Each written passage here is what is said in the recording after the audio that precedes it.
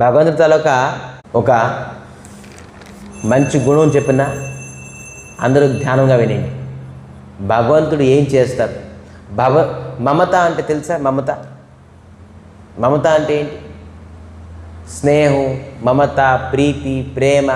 అర్థమవుతుందా మమత అంటే ఏంటి? భగవంతుడు వాళ్ళ భక్తుల పైన ఎంత మమత తెలుసా?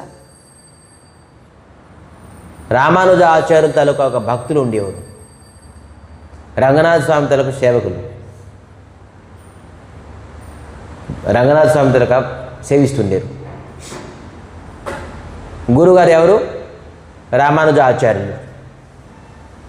ఇతను సేవిస్తున్నారు, కానీ ఒక వేశ్య పైన ఆసక్తికుడు.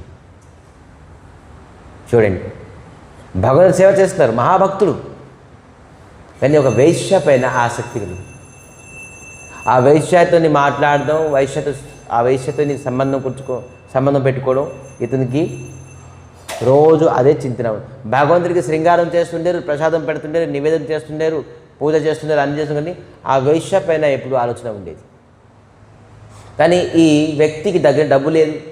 డబ్బు లేకపోతే ఎవరు వస్తారు? ఏ వేశ్య వస్తారు? వేశ్య పని చేస్తుంది డబ్బు గురించే. ఇతని దగ్గర డబ్బు లేదు. వేశ్య చెప్పింది, నువ్వు నా దగ్గర రావడం అవసరం లేదు. ఇతను ఉండలేకపోయారు, తట్టుకోలేకపోయారు. అరే, తిండి తిప్పులు అన్నీ విడిచిపెట్టేశారు. మొత్తం శరీరం క్షీణం అయిపోతుంది. తిండి తిప్పులు విడిచేస్తే ఇంకేమవుతుంది? వీక్ అయిపోతుంది.